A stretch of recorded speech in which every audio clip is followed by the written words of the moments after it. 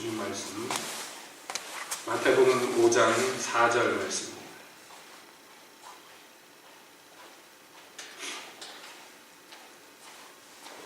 마태복음 5장 4절 한 절의 말씀을 제가 읽겠습니다. 애통하는 자는 복이 있나니 저희가 위로를 받을 것이며. 아멘. 하나님, 이 시간 주님의 말씀을 저희가 듣기 원합니다. 주여 오셔서 말씀하시고 은혜를 베푸시옵소서. 예수님의 이름으로 기도합니다. 아멘. 산상순의 맨 첫머리에 나오는 팔복에 대해서 우리가 함께 보고 있는데, 그 두 번째 복이라고 얘기할 수 있죠. 애통하는 자는 복이 있다 하신 이 말씀을 오늘 이 시간에 우리가 함께 살펴보고자 합니다. 예수님은요, 딱 잘라서 얘기하셨어요. 애통하는 자는 복이 있다. 그러면 여러분은 거기에 동의하십니까? 아멘 하십니까? 교리적으로 말고요, 여러분의 마음속에서 그렇지, 이게 복이지 하고 느끼십니까? 그러시다면 참 감사한 것이지만, 그러나 일반적으로요, 애통하는 거 좋아하는 사람 하나도 없습니다. 기뻐하고 행복하고 즐겁고 이런 거 좋아하지, 누가 슬퍼서 부르짖고 이런 거 좋아하겠습니까? 게다가요, 여기 이 팔복에서 나오는 덕목들, 복이 있다 했던 이 모든 이야기들은요, 다시 말씀드립니다만 이것은 생태적으로 원래 우리가 갖고 있는 어떤 요소들을 얘기하는 것도 아니며, 우리의 육체적인 어떤 요소를 얘기하는 것도 아닙니다. 이 모든 것들은 영적인 것을 말한다, 이미 전제했습니다. 그렇기 때문에 여러분, 성격적으로 왜 좀 더 다른 사람들보다 상대적으로 좀 우울하고 잘 울고 잘 슬퍼하고 이런 성격이 있죠. 그런 거 지금 복 있다고 얘기하는 것도 아닙니다. 뿐만 아니라 우리가 살면서 겪는 여러 가지 슬픈 일들, 고통스러운 일들, 이런 거 앞에서 우는 거, 여러분, 이거 지금 주님이 복 있다고 얘기하지 않으십니다. 오히려 그런 슬픔 가운데서 우는 사람들에게 주님은요, 울지 마라 그러면서 위로해 주시는 분이에요. 예? 그쵸? 나인성 과부가 그 아들이 죽어서 장례가 나가는 걸 보고 울고 있을 때 예수님이 오셔서요, 울지 말라고 위로하시고 그 아들을 살려주셨습니다. 그러니까 예수님은요, 그런 세상에서 우리가 겪는 고통과 슬픔과 이런 것들을 복 있다고 그러지 않으시고요, 그거는 바꿔주시기를 원합니다. 슬픔을 기쁨으로 바꿔주시기를 원하는 분이 원래 우리 예수님입니다. 그런데 그럼에도 불구하고 여기 당신 나라의 백성들, 그 백성들이 가져야 되는, 또 가질 수밖에 없는 아주 근본적인 어떤 그 복된 요소들을 얘기하시면서 뭐라고 얘기하셨냐면, 애통하는 자는 복이 있다, 이렇게 얘기하셨어요. 그러니까 우리가 여기서 분명하게 알 수 있습니다. 여기 팔복에서 나오는 이 복은 세상에서 일반적으로 얘기하는 복과 전혀 다르다는 것을 금세 알 수가 있어요. 우리가 앞서서 마음이, 심령이 가난한 자는 복이 있다, 이 말씀을 또 똑같은 얘기를 했습니다. 이거 사람들이 원하는 거 아니란 말이에요. 일반적으로 사람들이 좋다고 보는 그런 요소들하고는 전혀 다른 것입니다. 여러분, 그렇잖아요. 기쁘고 막 행복하고 이런 걸 사람들이 좋아하고요. 그러다 보니까 현대교회가 갖고 있는 아주 중요한 특징이 있어요.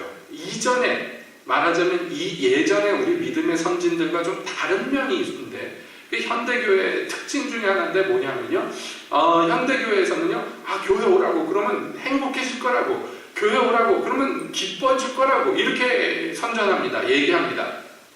뿐만 아니라 교회에서 맨날 임상 찌그리고 울고 있으면 사람들이 교회 오겠냐고, 예? 교회에서 막 행복한 걸 보여줘야 되지 않느냐고, 세상 사람들 앞에서 막 즐거운 걸 보여줘야 되지 않느냐고, 말은 뭐 틀린 말은 아니지만은 그래가지고 교회에서야 막 흥미진진하고 재밌는 것으로 교회를 포장하기를 원합니다.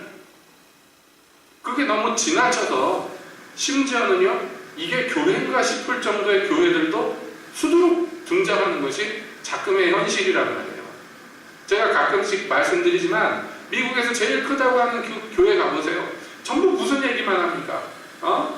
긍정적인 마인드를 긍정적으로 적극적으로 가졌더니 삶이 행복해졌다, 이 얘기를 합니다. 여러분, 그 안에 메시지는요, 사람이 간절히 원하면 우주가 도와준다는 얘기가 다른 바가 하나도 없어요. 그거는요, 예수님이 복이 있다는 것과 영 다른 얘기입니다. 그 예수님은 애통하는 자가 복이 있다고 얘기하십니다. 참 이상한 얘기입니다. 그래서 우리는요, 이 복에 대해서 곰곰이 깊게 잘 생각해 봐야 돼요. 먼저 여러분, 여기에 대해서 의문을 가져서는 안 됩니다. 답은 나와 있어요. 예수님이 이미 얘기하셨어요. 애통하는 게 복이라고 얘기하셨어요. 그쵸? 그러면 무슨 애통이 복이야 이러지 마시고, 정말 그런가? 그러면 왜 예수님이 애통하는 게 복이 있다고 얘기하셨을까? 이것을 알기를 원한다. 이런 자세로서 우리가 이 말씀 앞에 나가야 된단 말이에요. 아, 그건 나랑 안 맞아. 그건 내가 원하는 바가 아니야. 이렇게 얘기하지 마시란 말이에요. 그런 분은 없으실 줄로 알지만요, 혹여 마음을 그렇게 먹으시다면 이 안에 담긴 비밀, 또 축복을 누리지 못하게 되기 때문에 그렇습니다. 교회 역사 속에서 아주 그 오랜 시간 동안에 토론되어 왔던 어떤 문제가 있는데, 그게 뭐냐면 예수님이 과연 공생애 동안에 웃으셨을까 안 웃으셨을까 하는 문제예요. 이게 왜 나왔느냐 하면, 복음서 어디를 봐도 예수님이 웃으셨다라고 얘기하는 게 하나도 없어요. 한 번도 없어요. 정말이에요. 한 번도 없어요. 그래서 그러면 성경에 안 적혀 있으니까 없다. 이건 침묵의 논리는 위험합니다. 그렇기 때문에 막 그렇게 예수님 한 번도 안 웃으셨다 이렇게 주장하기는 좀 뭐합니다만은, 그러나 분명한 것은 웃으셨다라는 기록은 없다라는 것이 분명합니다. 그래가지고 그러면 그 반대로 슬퍼졌다, 우셨다 이런 건 있냐? 있습니다. 많습니다. 그러니까 여러분, 여기 팔복에서 사실상 묘사하는 이 성도의 모습의 원래 형태, 완성된 형태는 누구냐면 예수님이에요. 예? 예수님의 형상입니다. 그러니까 우리는 예수님도 애통하시는 분이었구나 라는 것을 알 수가 있습니다. 꼭 성경에 웃으셨다는 대목이 없기 때문만은 아니라, 예수님이 근본적으로 이 땅에서 사실 때 슬픔이 많으셨던 분이에요. 그것은 성경에서 웃으셨다는 기록이 없기 때문만이 아니라고 말씀드렸어요. 예수님이 이 땅에 오시기 훨씬 전에 이사야 선지자의 입을 통해서 오실 메시아가 어떤 분이며 어떤 일들을 겪으실 건가 예언이 되어 있는데, 그분에 대한 예고, 오실 메시아에 대한 예고에 대해서 뭐라고 선지자는 이야기했느냐, 성령의 감동 가운데 이렇게 얘기했어요. 그는 고난을 많이 겪고 슬픔을 아는 자다, 이렇게 이야기했어요. 그냥 메시아를 성령으로 바라보면서 그렇게 얘기했어요. 오실 메시아는 그런 분이다.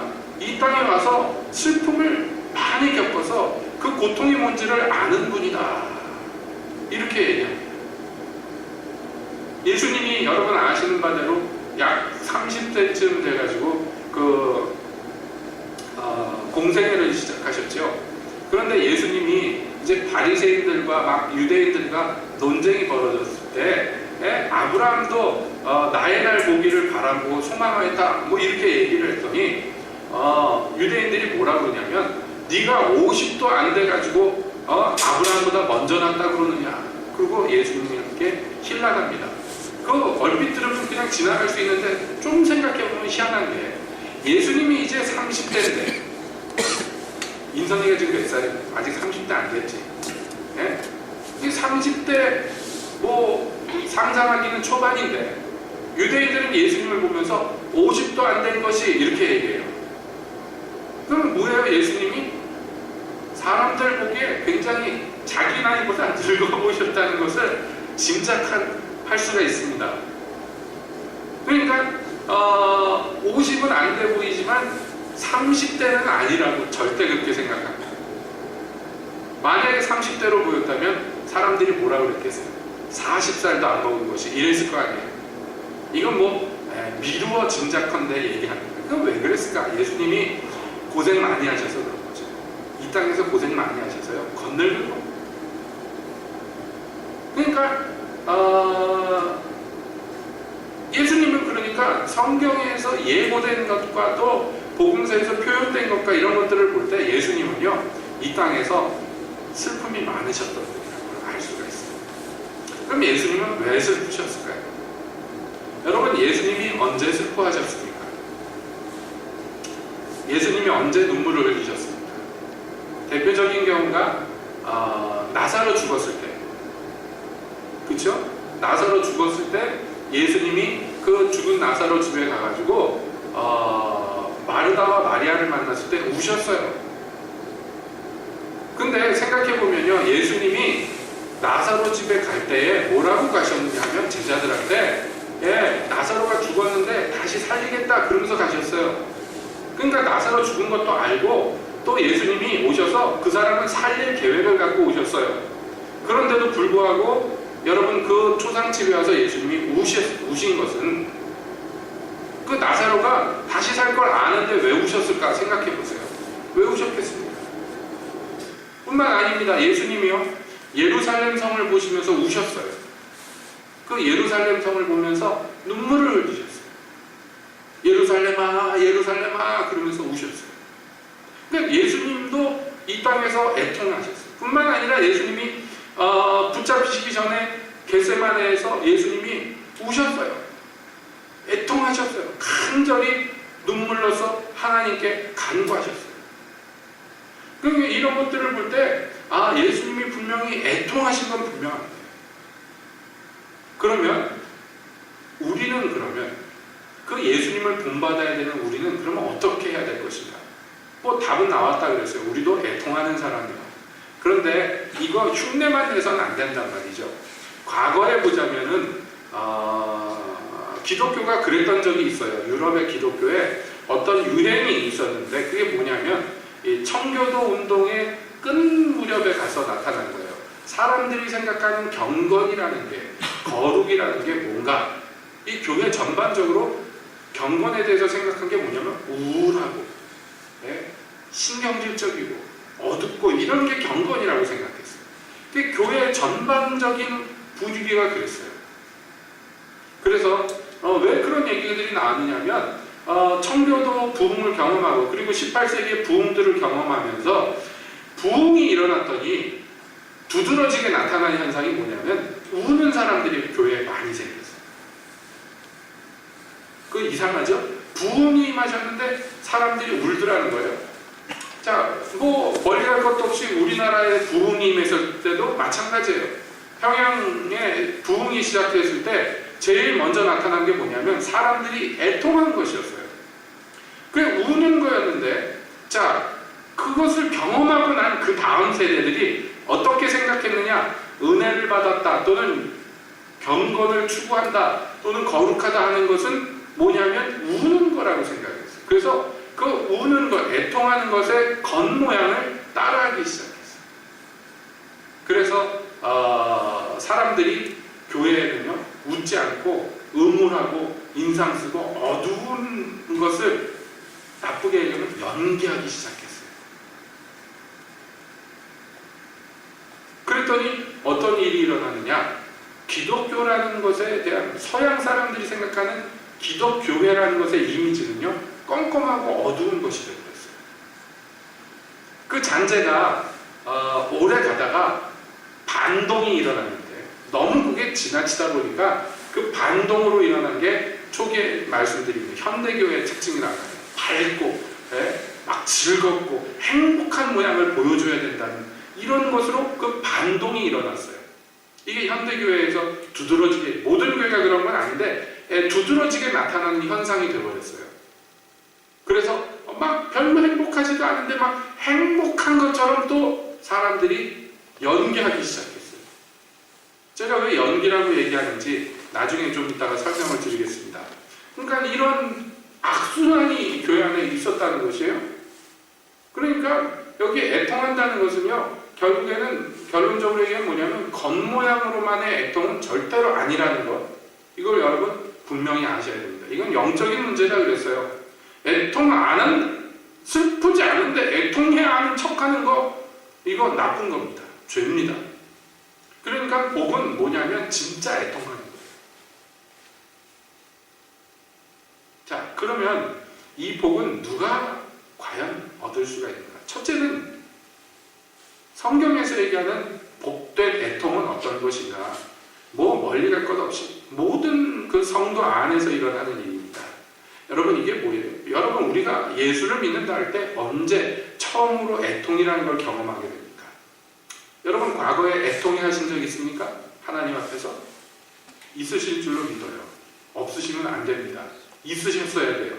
언제 애통합니까? 언제 애통했습니까? 막 교회에 다니는데 정말로 멋있는 교회 오빠가 있었어요. 그래서 마음에 막 그 교회 오빠 혼자서 좋아하고 막 그랬는데 이 교회 오빠가 내 친구랑 갑자기 사귀기 시작했어. 그래서 집에 가서 너무 애통했어. 이런 거 말고 이런 거 말고 언제 예수 믿는데 언제 애통이라는 걸 진짜 경험하는 모르시지 않을 거예요. 경험해 보신 분들은 알 거예요. 언제 애통을 경험하느냐면 죄를 깨달았을 때입니다. 이게 영적인 애통의 시작이에요. 죄를 깨달았는데 그 죄를 깨닫고 나서 그 다음에 깨달은 게 뭐냐면 이 죄의 문제가 도대체 해결할 방법이 없다는 것을 발견합니다. 내 힘과 또는 이 주변의 어떤 도움과 전혀 힘이 안 돼. 이 문제가 해결되기에는요. 해결될 방법이 없다는 것을 발견했을 때, 그래서 일체의 소망이 끊어졌을 때, 그때 이 사람은요 진정한 의미의 애통이라는 것을 경험하게 됩니다. 그 애통의 결과가 무엇으로 나타나느냐? 그래서 회개라는 것으로 나타나요. 이 죄를 하나님 앞에 고하고 용서를 구하는 것으로 나아가게 되는 그 근본 동력이 바로 애통이라는 것입니다. 여러분 애통이 복이에요? 예, 왜 복입니까? 애통하는 자만이 위로를 받게 되기 때문에 그래요. 진정한 위로, 여러분 죄 문제 때문에 애통하는 사람이 진정으로 위로받는 길은 이게 해결되는 방법밖에 없어요. 죄가 그냥 남아있는데 아무리 옆에서 좋은 얘기 해줘도 그거는 절대로 위로가 되지 않아요. 그러니까 진정한 의미의 애통이라는 건 죄의 문제를 맞부닥쳤을 때, 그 죄가 나를 죽인다는 것을 발견했을 때 진정한 의미의 슬픔을 경험하게 되는 것입니다. 자, 이렇게 해서 애통을 경험했습니다. 그 다음에 신앙생활 하면서 또 언제 애통합니까? 여러분 경험 안 해보셨어요? 언제 애통하느냐? 여러 가지로 설명할 수 있습니다만은 역시 마찬가지예요. 죄 용서를 받았음에도 불구하고 남아있는 내 안의 육체의 현저한 일들, 죄성들, 이게 나를 애통하게 하는 거예요. 여러분 앞으로 우리가 산상순을 봅니다. 예? 산상순을 봅니다. 예. 예를 들어 봅시다. 21절에 5장 21절에 옛사람에게 말한 바 살인치 말라. 누구든지 살인하는 심판을 받게 되려 하였다는 것을 너희가 들었으나 나는 너희에게 이르노니 형제에게 노하는 자마다 심판을 받게 되고 쭉 나옵니다. 여러분 이런 문제들 뭐예요? 왜 나는 형제에게 노할까? 왜 이게 해결이 되지 않을까? 여러분 이런 거 고민해 보셨어요? 주님은요 지금 뭐라고 얘기하시는 거냐면 칼 들고 총 들고 사람 해치는 것만이 살인이 아니라 형제에게 노하는, 화내는 것이 곧 살인이다, 이렇게 얘기하셔요. 이 말씀이 정말로 내게 진짜라고 와닿는다면 이건 큰 문제. 만약에 여러분들이 이 화내는 것이 조절이 안 된다면, 만약에 예예요. 이게 한 가지 예예요. 근데 이것은 한 가지 예일 뿐만이 아니라 정말로 성경에 나와 있는, 그러니까 주님이 나에게 원하시는 뜻을 우리가 발견할 때마다 경험하는 게 뭐냐면 나는 왜 이렇게 되지 않고 나는 왜 하지 말라는 것만 할까? 이것을 맞부닥치는 거예요. 내가 예수 믿고 거듭났음에도 불구하고 왜 내게, 우리 찬양 좀 전에 불렀잖아요. 내 안에 선한 것이 이렇게 없는가? 예? 여러분 주님의 은혜로서 우리가 선한 양심을 가질 때, 우리 눈이 열려서 주의 진리를 발견했을 때마다 맞부닥치는 진실이 이거예요. 왜 나는 주님의 거룩하신 이 말씀과 이렇게 동떨어져 있을까? 왜 나는 주께서 하지 말라는 것들을 전부 찾아가면서 할까? 그리고 왜 나는 거기에서 이렇게 변화가 되지 않을까? 변화는 쥐꼬리만큼 되는데 악화는 소꼬리만큼 되고, 이러니까 이게 앞으로 가는 건지 뒤로 가는 건지 몰라요. 여러분, 이게요 성도를 슬프게 하는 근본이거든요. 그러니까 성도란 사람은 근본적으로 어떤 경험을 하게 되느냐, 사도 바울과 같은 경험을 하게 돼요. 오호라 나는 곤고한 자로다. 이 사망의 문에서 누가 나를 건져내랴 라고 탄식하는 자가 됩니다. 이 경험에 예외가 없어요. 예외가 없어요. 선한 양심을 가진 사람들은, 그래서 그 마음으로 하나님의 법을 쫓고자 하는 욕구가 생긴 사람들은 결국에 맞부닥치는 게, 내게 두 법이 있어서 아버지의 뜻을 이루고자 하는 것, 그러나 내 안에 있는 죄의 법이 나를 사로잡아서 내가 원치 않는 죄를 행하는 대로 나를 이끌어가는 것을 그냥 볼 수밖에 없는 나 자신을 만나는 거예요. 그래서 가슴을 치면서 탄식하게 되는 거예요. 오호라 나는 곤고한 자다. 이게 애통하는 이유입니다. 여러분, 근데 주님은요, 이게 복이 있다고 그랬어요. 이게 성경 전체의 흐름과 그 맥락과 일치합니다. 자, 구약에서 하나님이 얘기하셨어요. 나는 제사를 원하지 아니하며 나는 제물을 기뻐하지 않는다. 내가 원하는 제사는 상한 심령의 제사다. 이렇게 말씀하십니다. 근데 이스라엘이 이게 무슨 뜻인지 이해를 못해요. 앞만 설명해줘도 이해를 못합니다. 왜 이해를 못할까요? 복이 없어서 그래요. 복을 못 받아서 그래요. 이 복을. 누가 복이 있느냐? 상한 심령의 제사를 주님께 드리는 사람이 복이 있는 거예요. 좋은 기름진 양과 소를 붙잡아다가 잡아서 드리는 사람보다도 상한 심령으로 애통하면서 주님께 나아가는 사람이 진짜 복이 있는 사람이에요. 왜냐하면 그것을 주님이 기뻐하시고 원하시고 받기를 원하는 제사이기 때문에 그래요. 신약에 와서도 마찬가지입니다. 그래서 예수님이 말씀하는 거예요. 야, 참 넌 복이 있다. 어떻게 네 안에 애통하는 마음이 그렇게 있느냐. 바꿔 얘기하자면 내 안에 이 애통이 없으면 나는 복이 없어요. 다른 뭘 갖춰서도 소용이 없어요. 다른 무엇을 누려도 소용이 없습니다. 나한테 정말 하나님 앞에서의 애통이, 이 영적인 애통이 없으면 나는 복이 없는 사람이에요. 헛된 제사를 날마다 드렸던 이스라엘처럼 나는 복이 없는 사람이에요. 내가 무슨 종교 행위를 하고 무슨 신앙생활을 하든지 그거 상관없습니다. 그러니까 여러분, 이거는 정말 하늘의 복을 받는 사람만이 누릴 수 있는, 이 복을 원해야 돼요. 구해야 돼요. 세상에서는 행복하고 즐겁기를 원하는데 사람들이요, 어떤 이 소수의 사람들은 내 안에 이 애통이 있기를 원한단 말이에요. 진정한 의미의 애통이. 그 사람들은 복이 있는 사람이에요. 그래서 이사야서 57장에서 하나님은 이렇게 얘기하십니다.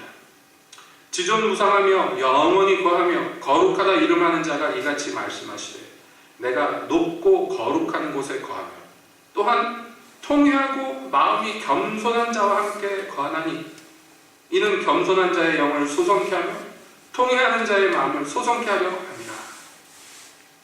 하늘에 계신 높고 거룩한 곳에 거하시는 분이 뭐라고 얘기하시느냐? 나는 마음이 낮고 통회하는 사람과 함께 거한다. 이렇게 말씀해요. 자, 보세요. 예?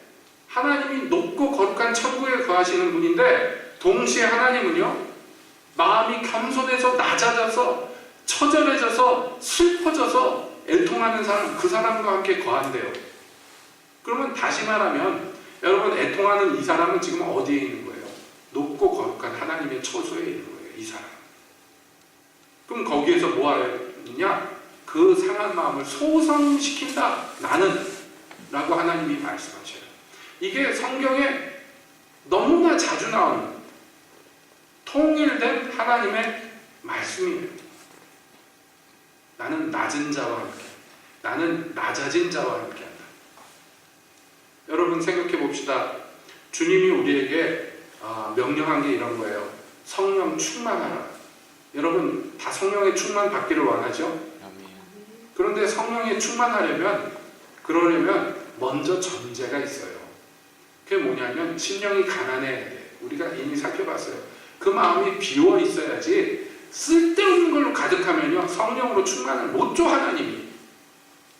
하나님만 바라고 그러다 보니까 주님을 향해서 굶주리고 헐떡이고 그래서 심령이 다 비어 있어야 거기다가 성령을 부어주시는 거예요. 성령 충만하려면 전제는 뭐냐? 심령이 가난해야 돼. 마찬가지예요. 우리가 기뻐하고 행복하고 즐거우려면 뭘 해야 돼요? 애통해야 돼요. 그래야지 주님의 위로가 임하시고 그 위로만이 우리를 진정한 기쁨으로 인도하기 때문이에요. 세상의 어떤 즐거움도요 우리를 진정한 의미의 기쁨으로 절대로 이끌지 못합니다. 유일하게 우리 주님이 만져주시고 주님이 나의 상한 심령을 소성시켜 주실 때, 다시 살려주실 때, 그때만이 진정한 의미의 행복과 기쁨을 우리가 누릴 수가 있단 말이에요. 이게 성경에서의 전반적인 원칙이에요. 너희가 예수 그리스도의 마음을 품으라. 그는 낮아지셨다. 그랬더니 하나님이 그를 높이셨다. 너희도 마찬가지다. 그거예요. 여러분 우리가 높임을 받으려면 어떻게 해야 되느냐? 먼저 낮아져야 된단 말이에요. 그래서 청년들에게 얘기합니다. 성경은 청년들아 장로들의 손 아래서 겸손하고 낮아져 있어라. 때가 되면 주님께서 너희를 높이실 것이다 그랬어요. 그러니까 높아지기를 원하는 사람은 낮아지는 거예요. 여러분 모든 원칙이 다 그래요. 우리가 주님의 진리를 가르쳐야 돼. 이건 명백한 우리에게 대한 사명입니다. 근데 가르치려면 먼저 뭐가 돼야 돼요? 배우는 자가 돼요. 그래서 먼저 주님이 요구하시는 건 제자예요. 제자. 너희가 나의 제자가 돼야 된다. 자, 제자가 되면 그 다음에 이 사람들에게 뭘 명하시는가? 나중에 너희가 모든 족속으로 제자를 삼아 라고 얘기하시는. 그러니까 그런 자격을 얻으려면 먼저 예수님의 제자가 돼야 돼요. 나는 온유하고 겸손하니 내게 와서 배워라. 나의 멍에는 쉽고 나의 짐은 가벼우니라. 누구든지 나를 따라오려거든 내 십자가를 지고 나와 함께 걸어가자. 주님이 말씀합니다. 그러니까 먼저 요구되는 게 이거예요. 항상. 그러므로 여러분 이 애통하는 문제가 그래서 복이 되는 것이에요. 죄를 깨닫고 내 안에 선과 의가 이루어지지 않는 것 때문에 애통하면 그러면 주님이 위로하십니다. 아니야 괜찮아 이 정도 위로가 아니라 여러분 어떤 위로입니까? 주님의 위로는요 이걸 바꿔주시는 위로예요. 바꿔주신단 말이에요.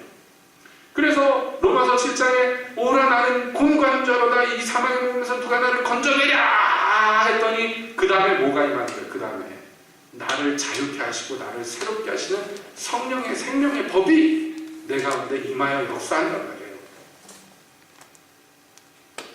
그러니까 하나님의 역사가 그 예레미야를 부르면서 선지자를 세우면서 그에게 뭐라고 그러니까 내가 무너뜨리고 파괴하고 세우고 건설하는 자로 내가 세우겠다. 하나님의 나라가 건설되기 위해서 먼저 세상 나라가 무너져야 돼요. 이거는 세계 규모도 그렇지만요 한 개인 안에도 마찬가지란 말이에요. 우리가 주님의 은혜를 진정으로 입으려면 주를 대적하여 높아진 모든 것들이 내 안에서 무너지고 허물어지는 과정이 먼저 필요합니다. 그것이 뭐냐? 회개라고 일명 얘기하며 회개를 일으키기 위해서는 그러므로 죄와 맞부닥쳐서 통회하는 심령 그게 있어야 돼요. 이게 영적인 원리란 말이죠. 그러므로 여러분 이 애통하는 자는 정말 복 있는 사람입니다. 왜냐하면 애통한 거기에서 멈추는 게 아니라 애통하였기 때문에 그를 주님이 바꾸실 거예요. 그 애통이 변해서 즐거움과 슬픔이 변해서 노래와 눈물이 변해서 기쁨이 되게 하기 위해서 주님이 임하실 거예요. 그의 이게 위로입니다. 주님의 위로. 이게 주님의 위로예요. 아이고 안 됐구나 불쌍하구나 쯧쯧쯧 이게 아니에요. 위로가 이걸 바꿔주신단 말이에요. 바꿔주셔요. 그러므로 여러분 이 팔복의 요소들은 모든 것들이 다 성도 안에 마땅히 있어야 될 것이지만 바꿔 생각해 보자면 이거는 우리가 추구해야 돼요. 또 한편 나도 이 복을 원해야 돼요. 원하지 않으면요 하나님 억지로 이 복 안 주셔요. 원하지 않는데 어떻게 주셔요? 바라고 구해야 하지 않는 것이지. 그러므로 자기 내면에 이 선이 없음을, 자기 내면에 이 아름다운 게 없음을 인해서 괴로워하고 슬퍼하는 사람 복이 있습니다. 두 번째로 이 사람이 애통하는 이유는 뭐냐면요, 이제 자기 안의 문제만으로 애통하는 게 아니라 바깥의 문제로 애통하는 거예요. 예, 적극적으로 얘기하자면, 공격적으로 얘기하자면 뭐냐면, 이 하나님의 선과 의가 내 안에만 없을 뿐만 아니라 내 바깥에도 없음을 인해서 괴로워하고 슬퍼하는 사람이 바로 애통하는 사람입니다. 우리가 예수님이 이 땅에서 간고를 겪었고 슬픔을 아는 자라고 얘기하는데, 생각해 봅시다. 예수님 안에 의가 없어서 슬퍼하셨겠어요? 예수님이? 아니죠. 예수님은 죄가 없으신데요. 여러분, 예수님이 슬퍼하신 것은 뭐예요? 죄인들의 그 불쌍한 것 때문에 슬퍼하셨어요. 당신의 문제가 아니에요.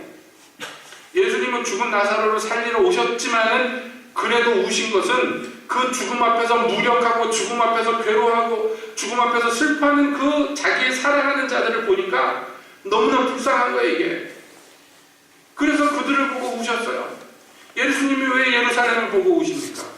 예, 예루살렘을 그렇게 여러 차례 돌아오라고 암탉이 자기 새끼를 난리 아래 품는 것 같이 그렇게 품으려고 부르고 또 부를 것만 결국에는 심판을 자초하고 멸망을 자초하고 결국엔 거기에 이른 그 모습들, 그들의 비참한 것들을 보면서 예수님이 우셨어요. 채찍에 맞으시고 고초를 겪고 피를 흘리고 거기에다가 십자가를 지고 그 언덕을 오르는 예수님의 몰골을 보고 예루살렘 여자들이 쫓아오면서 울었어요. 예수님 불쌍해서. 근데 예수님은 오히려 뭐라고 합니까?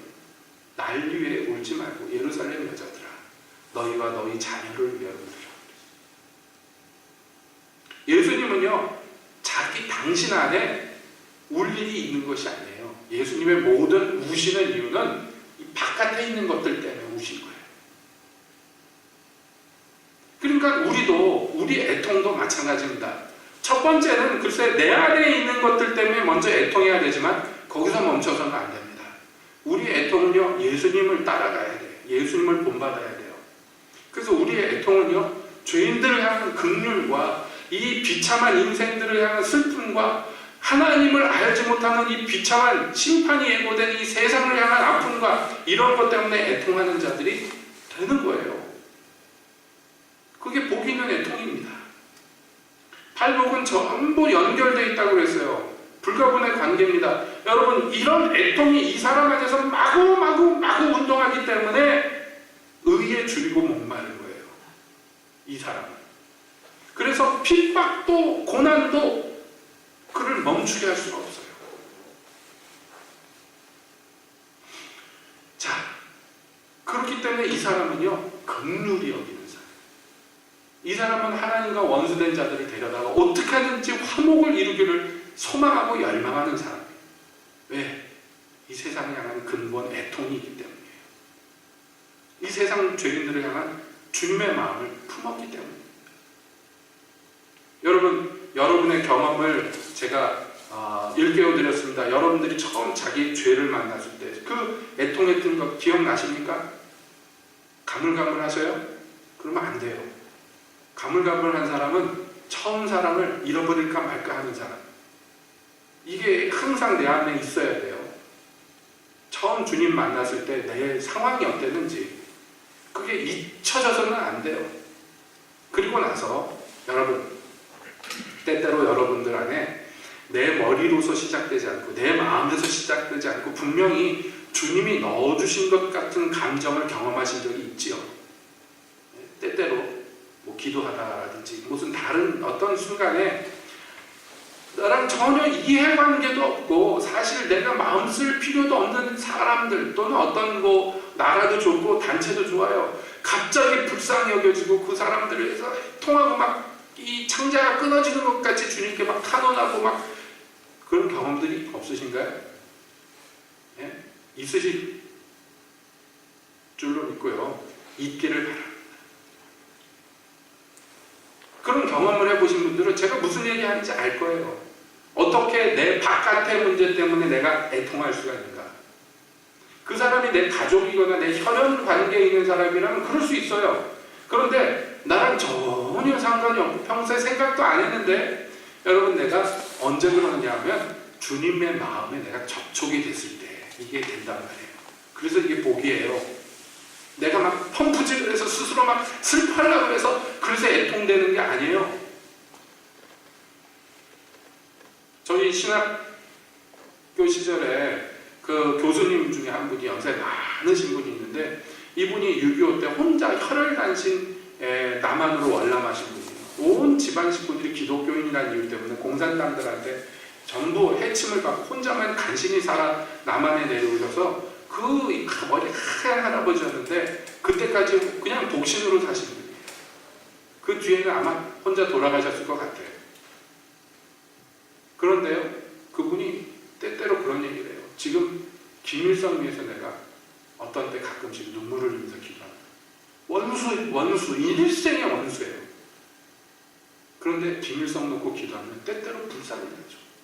주님께 그 영혼, 그때는 김일성이 살아있었으니까 당신이 기도하거라. 그런 얘기를 합니다. 여러분 이게 뭐냐면 이건 사람이 가질 수 없는 종류의 그런 감정, 마음이에요. 이건 누가 누릴 수 있느냐? 이 땅의 죄인들을 향해서 긍휼을 품고 근본적으로 그 애통하고 계시는 예수님과 마음이 접촉된 사람만이 이걸 느끼고 경험하고 그래서 실제로 간청하고 더 나아가서 그들을 위해서 자기를 내어줄 수 있는 사람들이 되는 것이에요. 그러니까 이 애통이 얼마나 복 있는 건지 몰라요. 왜냐하면 이건 신적인 애통이에요. 인간에게서 시작되는 것이 아닌 하늘에서 시작된 애통이에요. 그런데 여러분 어떤 사람이 이런 하나님의 마음과 만나고 접촉해서 애통까지 갈 수 있느냐? 이건 아무에게나 허락된 게 아니에요. 어떤 사람만 가능하냐면 하나님과 마음이 통하는 사람, 주님 볼 때 내 마음과 합했다라고 당신의 마음을 나눠줄 수 있는 그런 사람들에게만 이게 허락되는 것이에요. 그렇지 않으면 하나님이 마음을 나눠줘도 받아들일 수 없는 사람들한테는 절대로 이걸 나눠주실 수 없어요. 온통 세상 욕심에 가득해 있고 사람들을 불쌍히 여길 줄 모르고 예수 믿는다 해도 말이죠. 긍휼 없고 잔인한 사람들에게는 주님이 이런 마음을 안 나눠주셔요. 그래서 그 베트남과 태국에서 오래 사역하신 선교사님이 자기 간증하는데 그래요. 캄보디아의 그 교관으로 캄보디아 특수부대 교관으로 자기가 돈 벌러 갔는데 거기서 예수님을 만났어요. 거꾸로 져가지고. 그리고 예수님을 만난 다음 날 평소처럼 그 길거리에 식당들 많잖아요. 동남아시아. 거기 가서 밥을 먹는데 밥을 사 먹고 이제 주문을 하고 테이블에 앉아 있는데 어떤 거지 애가 오더니 자기를 처음 보는 애가 와서 저도 밥 좀 사주세요. 평소 같으면 뒷발차기로 그냥 한 방에 날려보낼 사람인데 걔를 보는데 눈물이 나요. 가슴이 너무 아픈 거예요. 그래서 그래 자기 옆에 앉혀놓고 밥을 시켜줬어요. 밥 한 끼를 먹이고 보내는데 가슴이 찢어지는 거예요. 걔를 보는데. 예? 평소 성격이 잔인무도하고 폭력적이고 평생에 그렇게 살았던 사람이에요.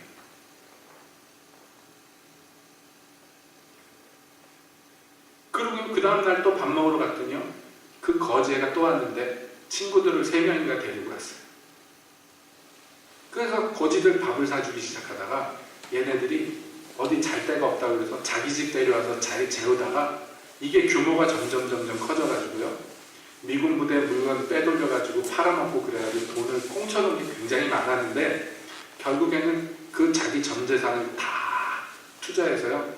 이상한 고아원을 하나 세워. 고아원도 아니죠.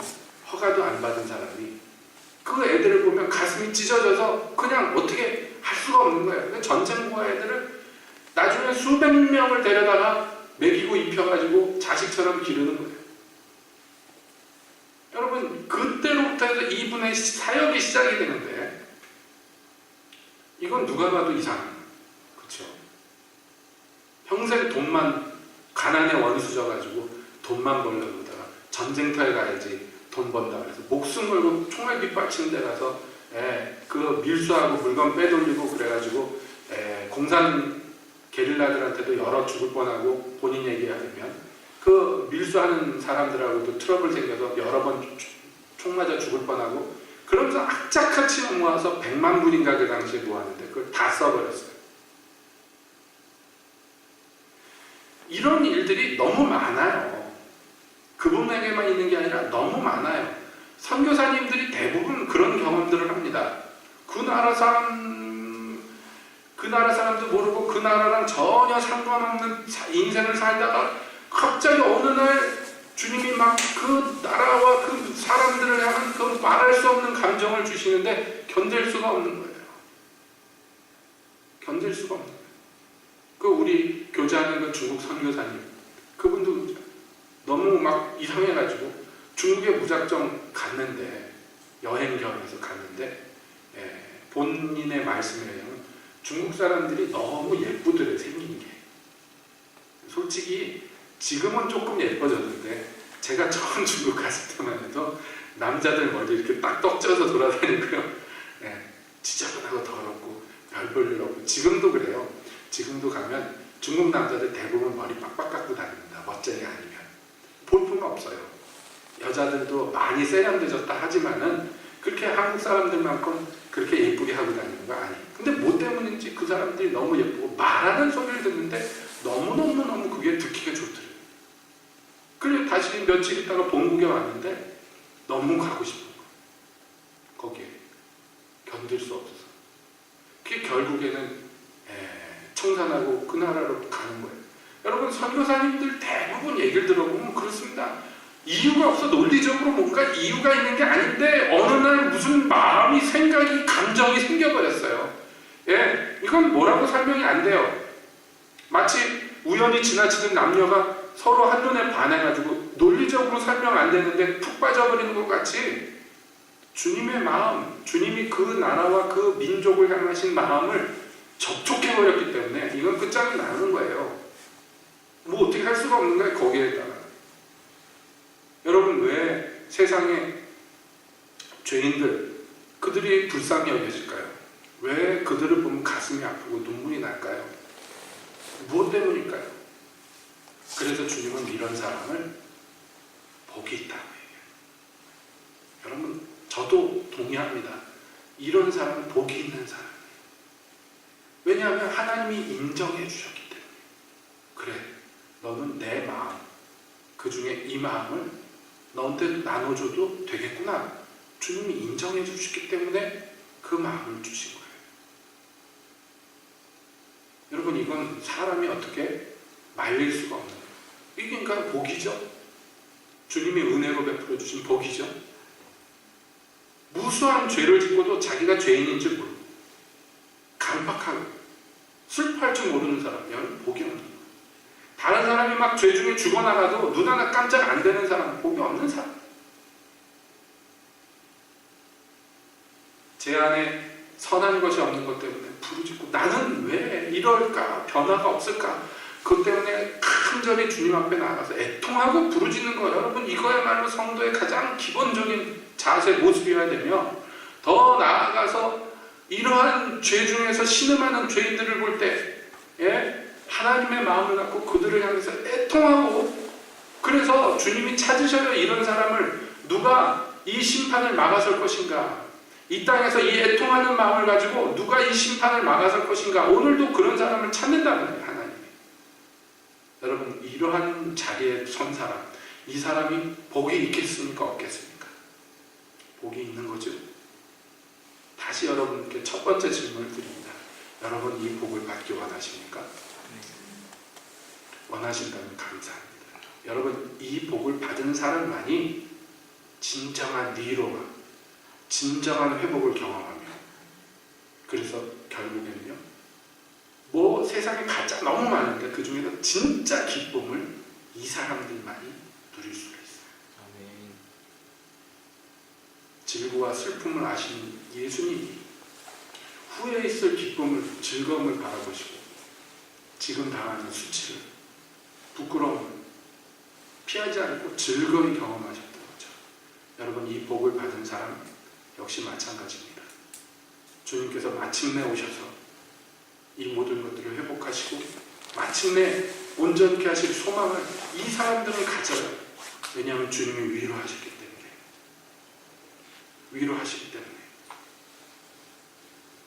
이 주님 위로라는 말로 표현할 수 없는 이 기쁨을 누리기 위해서 먼저 우리는요 애통의 복을 누려야 될 줄로 믿습니다.